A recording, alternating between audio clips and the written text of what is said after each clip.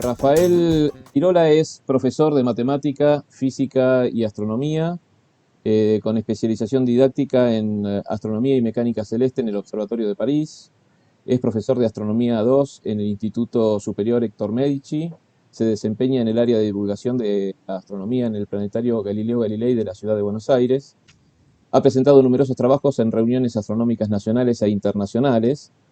Pertenece al grupo ENDIAS, Enseñanza y Divulgación de la Astronomía, en el que ha realizado tareas de capacitación docente y enseñanza formal e informal a grupos de aficionados. Es socio de la Asociación Argentina de Astronomía y trabaja en la Universidad Nacional de 3 de Febrero con proyectos de higiene y seguridad en ambientes científicos. Entonces damos la bienvenida al profesor Rafael Girola, que nos va a hablar hoy de la renuncia de la órbita circular para Marte. Hola, ¿qué tal? Buenas tardes. Muchísimas gracias por el espacio que me permiten brindar en esta interesante jornadas que se están desarrollando allí desde Chivilcoy, desde una manera virtual. Mi charla va a consistir en hablar de cómo Johannes Kepler renuncia a la órbita circular de Marte. Y bueno, entonces vamos a llegar de qué manera lo realiza, ¿no? En principio, bueno, uno de los problemas que se tenía en la antigüedad, recordemos que el marco era, digamos, desde el escenario platónico aristotélico, el tema del movimiento perfecto circular, uniforme, y bueno, pero ya en la antigüedad habían observaciones que contradecían ese marco, dogmático de tomar como referencia el movimiento circular. Como por ejemplo, en esta imagen, que estamos viendo el movimiento de un planeta, el astro errante, en este caso el planeta Marte, que no sigue ese movimiento desde una mirada geocéntrica desde la Tierra. Se puede observar este tipo de, entre comillas, anomalías respecto de cómo se concebía el movimiento de los astros, por lo menos con una predominancia de 14 siglos, desde la mirada de Ptolomeo. Justamente la charla, el propósito es que en general, cuando se dan las clases, generalmente se anuncian las tres leyes y no se explica de alguna manera de cómo llegaron a construirse las mismas. Porque generalmente las leyes de Kepler se dan desde un marco post-kepleriano, desde el marco teórico de la física clásica de Newton, la mayoría de las veces. Pero recordemos que en la época de Kepler todavía el cálculo infinitesimal como la geometría analítica no estaban desarrolladas en principio, ¿no? Ya en la obra de Sommium, Kepler se va aproximando al concepto de la gravedad, pero bueno, hay que esperar justamente a Isaac Newton como para darle el formalismo y el marco teórico en el cual se van a apoyar estas leyes.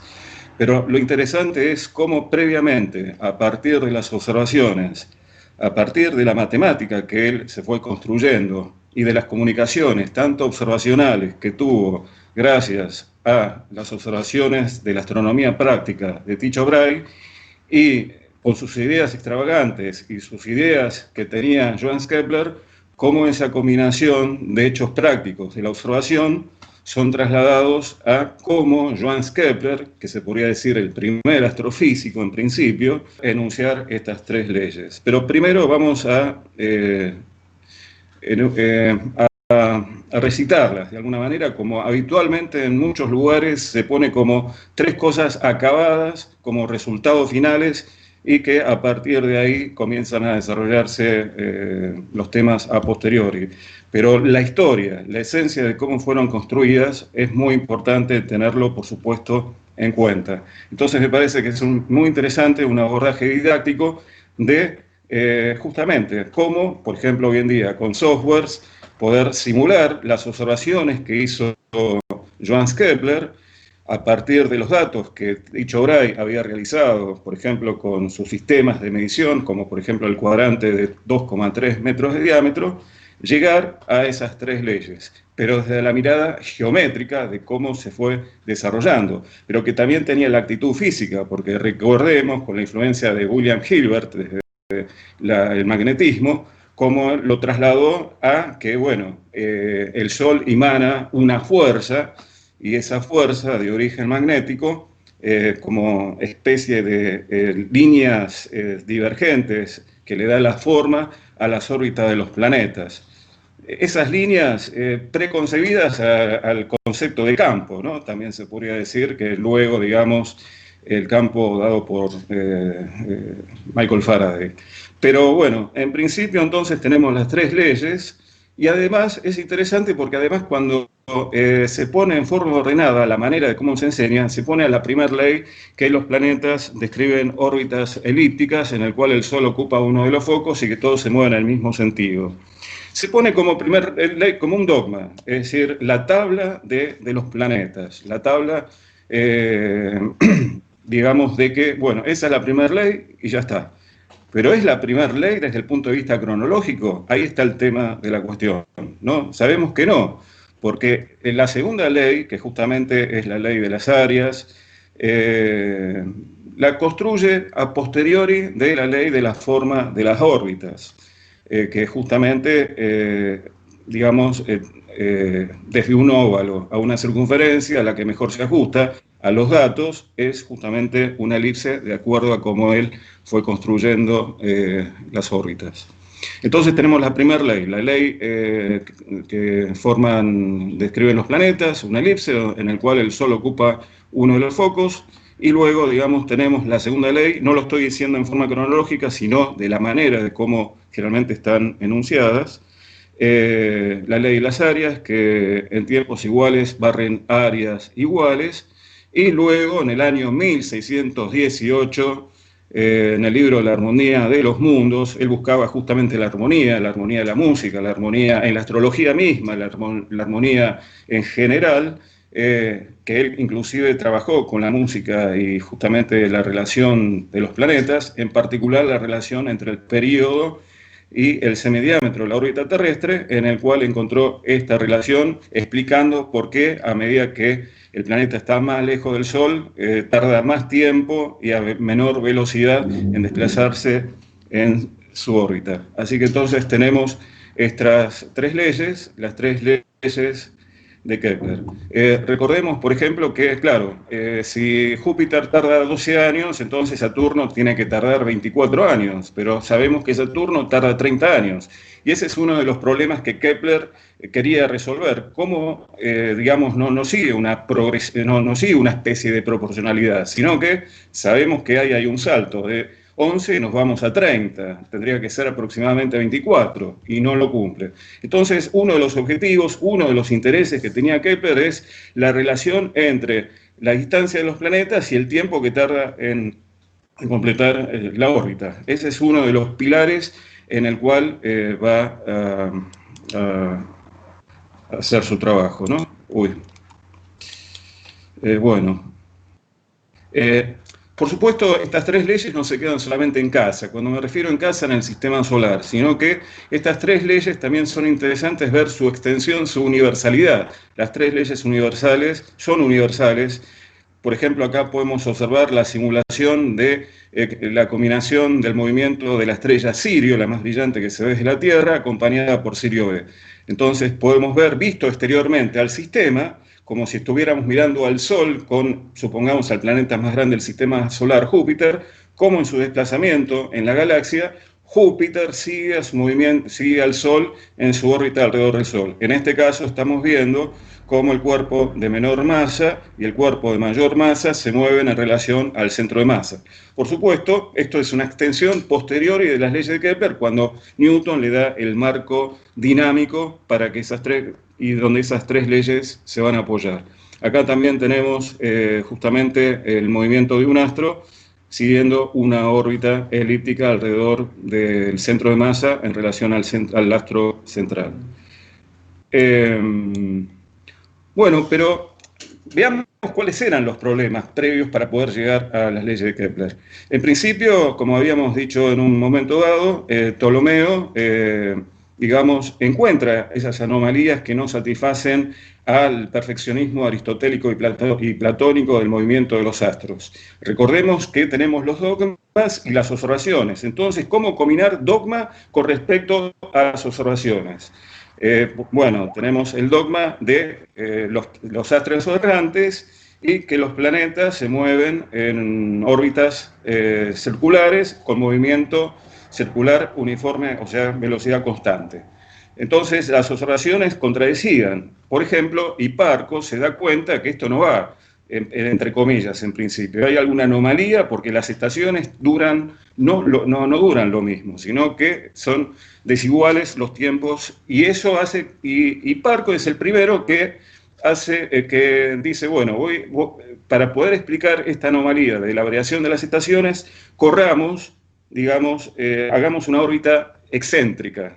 Es decir, esta excentricidad que genera Hiparcos es lo que va a tomar Ptolomeo para la construcción de poder comprender dos problemas que se tenían en la antigüedad. El problema del movimiento retrógrado, como habíamos visto en el caso del planeta Marte, y el problema de la preferencial de los astros errantes en ciertas zonas del zodíaco. O sea que hay momentos en el cual un astro se queda más tiempo en una región del zodíaco que en otro. Es decir, hay zonas preferenciales para los planetas en quedarse más tiempo en un determinado lugar del zodíaco.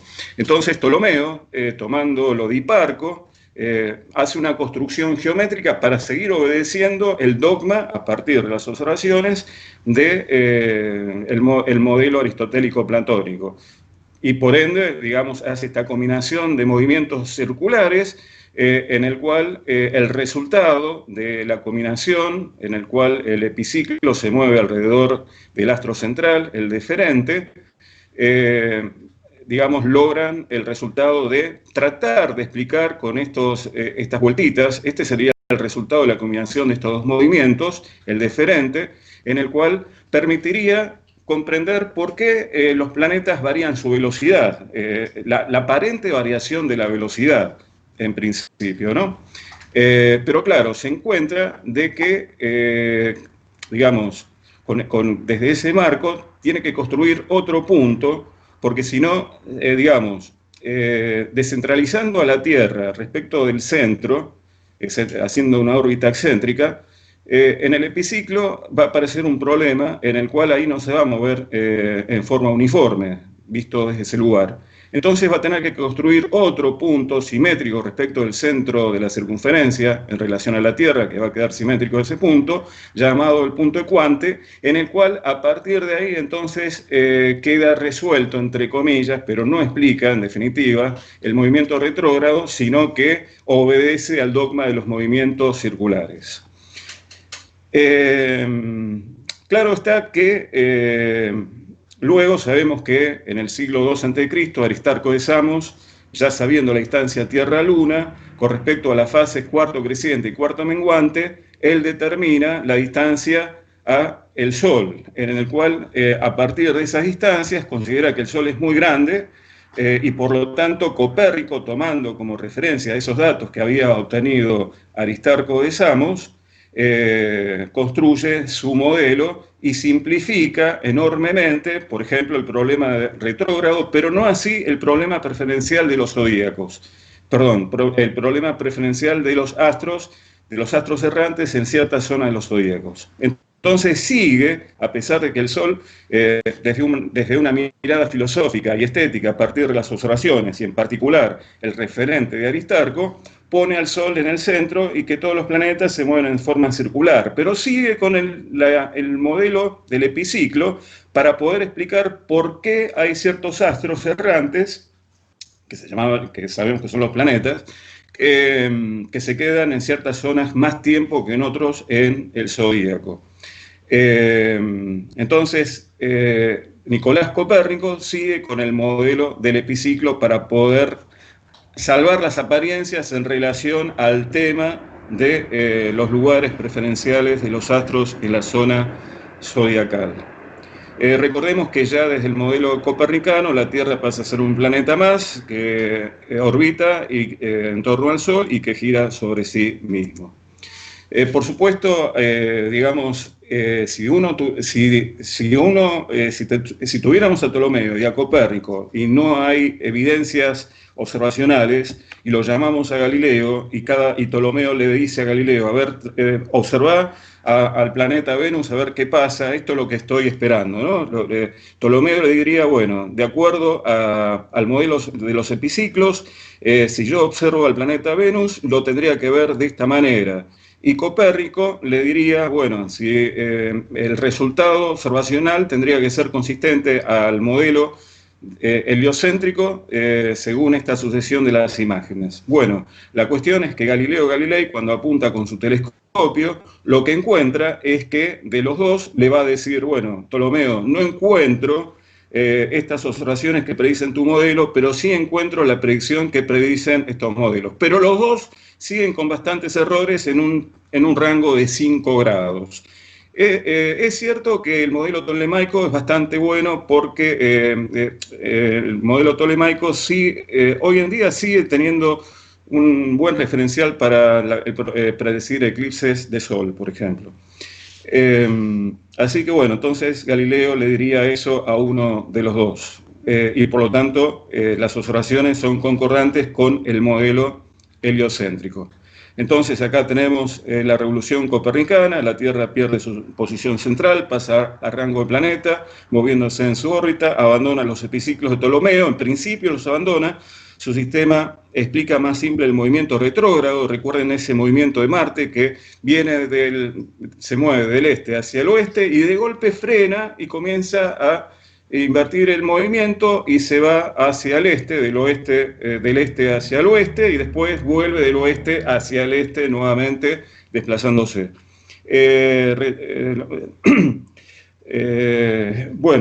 También, digamos, tiene ya de alguna manera este modelo en forma de noción el concepto de fuerza. Comienza a construirse la idea de la existencia de una fuerza.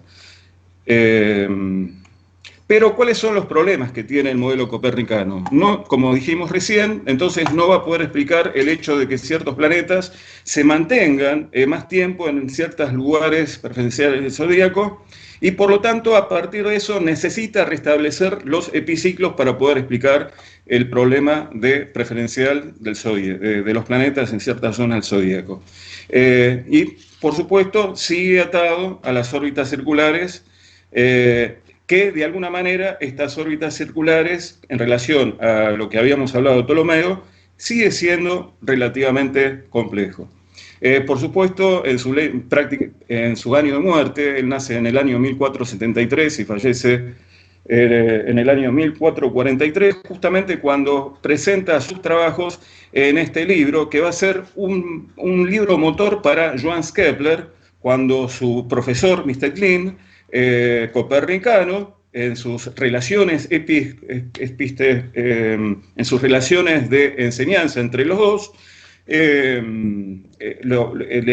estudia justamente a partir de esta gran obra publicada por Nicolás Copérnico, su entusiasmo para poder comprender la naturaleza del orden y por qué 6 planetas y de qué manera están ordenados y las distancias que hay de los planetas con respecto al Sol.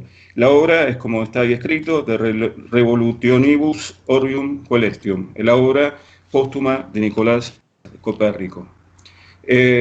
Cuando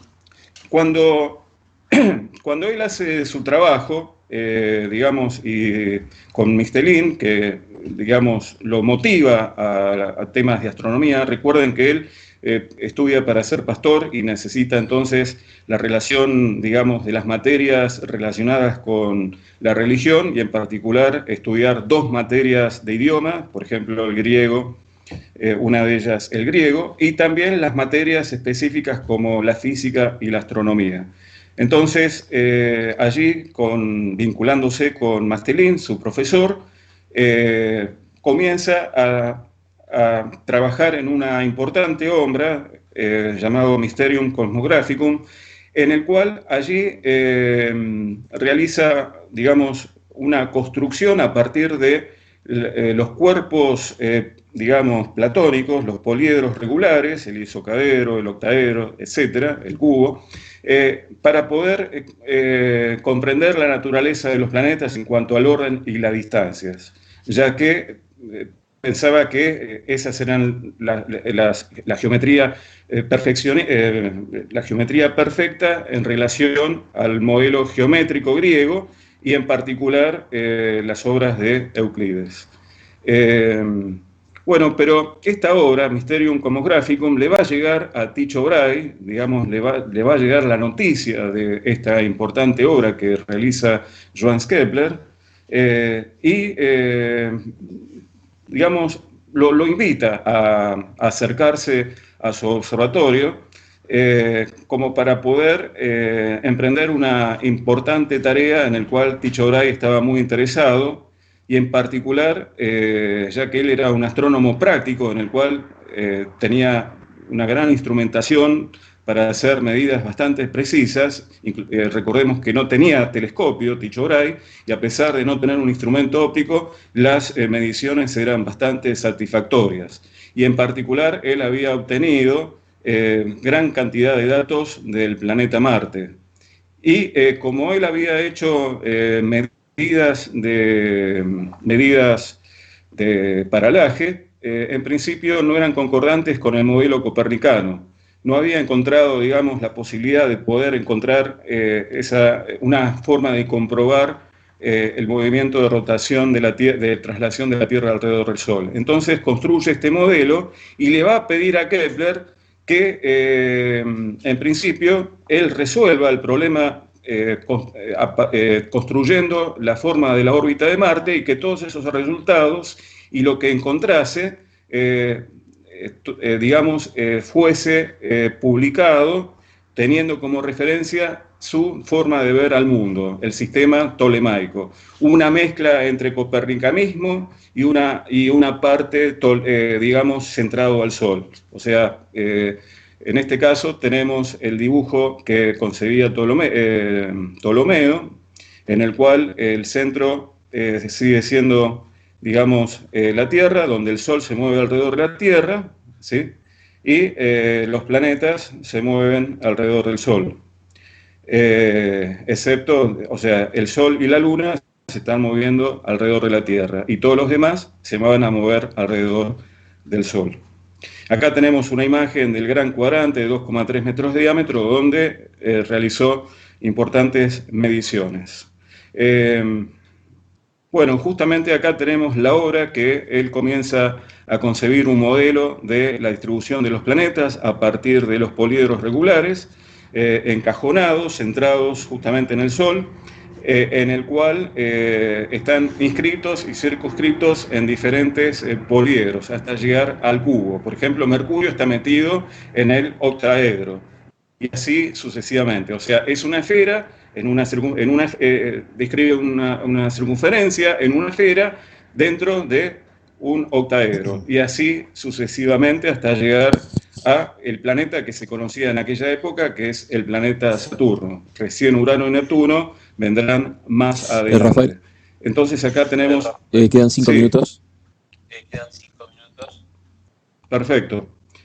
Bueno, en estos 5 minutos lo que voy a comentar es lo siguiente. Respecto de la parte de la forma de la órbita, lo que voy a comentar son dos cosas. Una es, me parece muy interesante cómo Richard Feynman explicaba la segunda ley. Acá tenemos un movimiento uniforme, un objeto que recorre espacios iguales en tiempos iguales, a velocidad constante, y luego tenemos un cuerpo, supónganse que tenemos un cuerpo que interactúa con el cuerpo, y bueno, a partir de este punto construimos estos dos triángulos, el triángulo con área 1 y área 2. Entonces, como tienen la misma base y la misma altura, estas dos áreas van a tener el mismo valor. El área 1 es igual al área 2.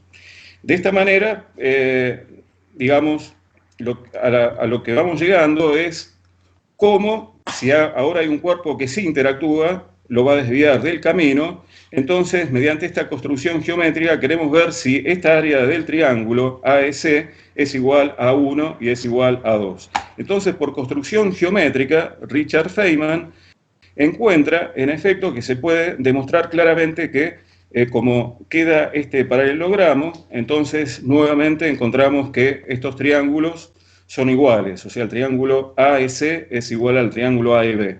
Entonces es una forma bastante sencilla y bastante visual en cuanto a la construcción geométrica en relación a las áreas y las alturas, demostrar la segunda ley que dice que en tiempos iguales barre áreas iguales. Acá vemos a Richard Feynman en sus enseñanzas de la física, en el cual justamente muestra de esta manera la segunda ley y que lo relaciona con la física de las leyes de Newton, porque acá tendríamos lo que se denomina el principio de inercia.